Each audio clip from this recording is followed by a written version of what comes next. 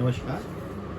आज हम लोग बात करते हैं कि क्या 156(3) में जो एप्लीकेशन दी जाती है उसको एज कंप्लेंट केस ट्रीट किया जाना उचित है या अनुचित। देखिए, ये मेरे व्यक्तिगत ओपिनियन है। जो माननीय उच्च न्यायालय कहता है, जो माननीय सुप्रीम कोर्ट कहता है, उसको मानने के लिए अदालतें बात हैं, लेकिन हर नागरिक का और विशेष तौर पे अधिवक्ताओं का अपना अधिकार है उन जजमेंट्स के बारे में बोलने के लिए, अपनी राय प्रकट करने के लिए। मैं आप सबसे आज पहले निवेदन ये भी करूँगा कि अगर आपको मेरे पोस्ट से कुछ इंटरेस्ट पैदा हो रहा हो, कुछ अच्छी लग रही हो, कुछ ज्ञान मिल रहा हो, तो इन्हें आप मुझे सब्सक्राइब कीजिए आप। और उन सबका धन्यवाद है जिन्होंने मुझे अब तक 6-10 दिन से मैं एक्टिव हुआ हूँ।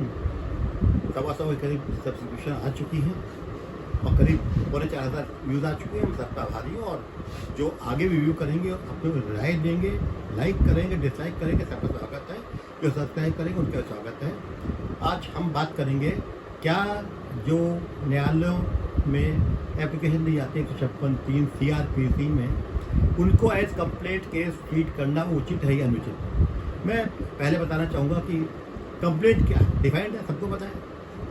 सेक्शन 2D ऑफ CRPC, कोई शिकायत पत्र, परिवाद पत्र जिससे कोई अपराध प्रकट होता हो, प्राइमा फेसी लगता हो कि कोई अपराध कैद किया गया है, वेदर कॉग्निजेबल और नॉन कॉग्निजेबल। किसी भी एक्ट के अंदर कोई अगर अपराध है तो उसके जो परिवाद कंप्लेंट होती है वो सेक्शन 2 में डिस्क्राइब है।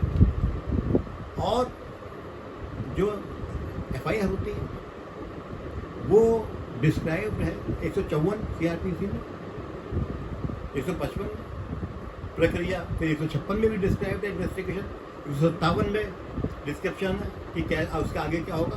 तो इतना ज़्यादा नहीं जाएंगे, लेकिन जो कानून कहता है, जो तथ्य अब तक शायद न्यायालयों में प्रस्तुत नहीं किए जा चुके हैं, complaint is a different thing. वो डिफाइंड है सेक्शन 2D ऑफ CRPC। उस पर लिख रखा है कि कंप्लेंट क्या होती है। और कंप्लेंट 190 में डिफाइंड है, एनी कंप्लेंट रिसीव्ड ID।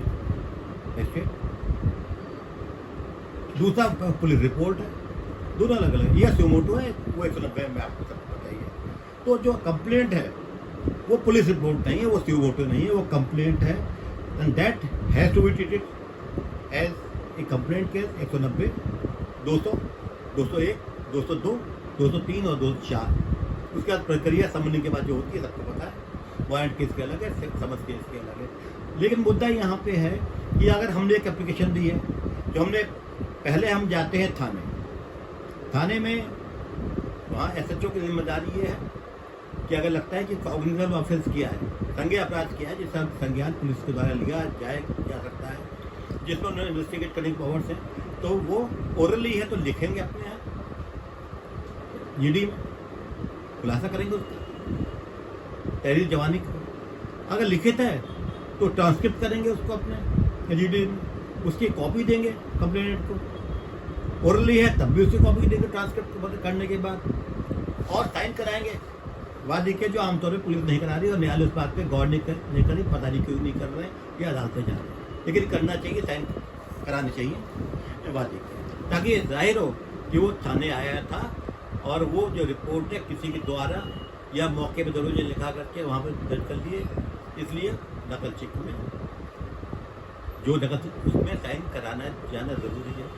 अब अगर मान लीजिए जो SHO साहब है उन्होंने रिपोर्ट नहीं लिखी, आप जो आजकल आमतौर पे होता है, क्राइम दबाना है, सरकारें दिक्कत में पड़ जाएंगी, अपराधों को कम करना है, होने दो बलात्कार, होने दो मर्डर, होने दो सुसाइड, कुछ होने दो, लूट, डकैती, जेल स्नैचिंग, पहले प्रयास पुरस्कार होता है।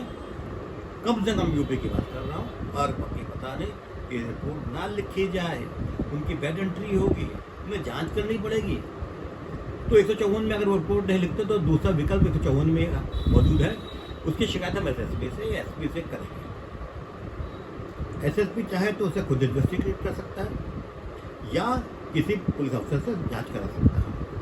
और आपको पता है कि SSP साहब के जो कूड़ादान होता है आमतौर पर, जिसे कूड़ादान कहते हैं, जैसे गार्बेज बॉक्स कहते हैं, वहाँ पे जो एप्लीकेशन जाती हैं तो उसका उचित सरकार वहीं पे होता है, वो वहाँ रख दी जाती हैं। और आप कुछ साल बाद 6 महीने बाद आरटीआई डालेंगे, पता चलेगा कि वो ना तो जांच की गई, ना कुछ किया गया उसमें, और चुपचाप डंप इनटू द डस्टबिन, इतिहास के कचरा दान में वो शिकायत भेजी जाती है। अब विकल्प क्या है? किसी महिला के साथ बलात्कार हुआ है, किसी की पिटाई हुई है, किसी का डकैती पड़ी है, किसी की लिखत लूट हुई है, पुलिस ने रिपोर्ट नहीं की।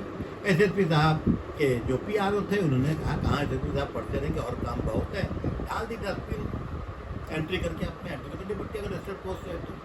अगर बाई हैंड देंगे तो वो उसकी रिसिप्ट नहीं देते, झंझट में नहीं पड़ा जाता, उनका कुछ कानून से लेना देना नहीं। कानून तौर पर रिसिप्ट करना चाहिए, नहीं कर रहे, क्योंकि कानून मानना आजकल हमारे देश में बहुत जरूरी नहीं, कहा तो पुलिस देता है कानून के लिए। तो अब होता क्या है, जब कोई पीड़ित व्यक्ति अदालत में आता है तब वो 156(3) में सेक्शन 2D की कंप्लेंट नहीं करता, वो 156 की एप्लीकेशन होता है।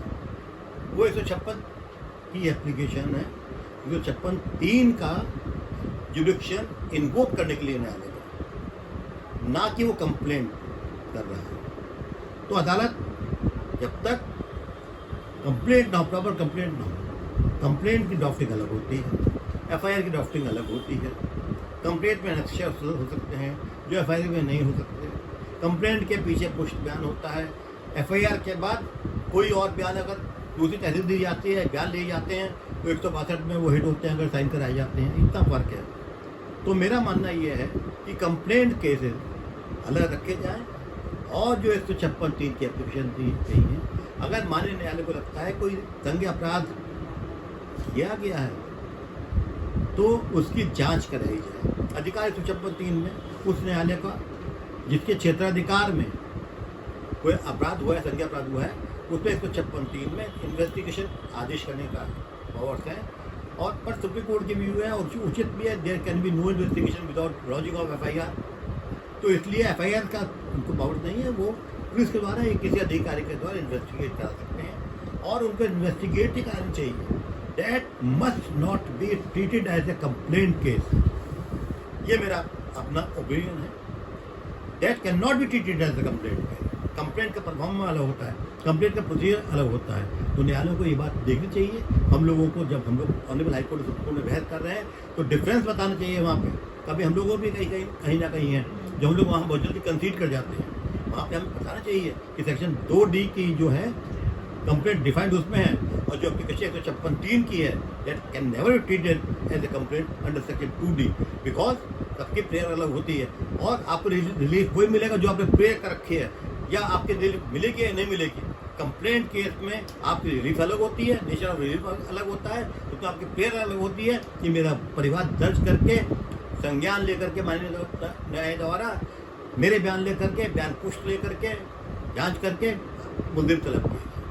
और 156(3) में प्रेयर ये होती है कि इसकी जांच पुलिस से कराई जाए। जब तक वो बात प्रे नहीं की गई हो तब तक न्यायालयों को ये अधिकार नहीं है कि वो कोई नया आदेश पारित करते। धन्यवाद।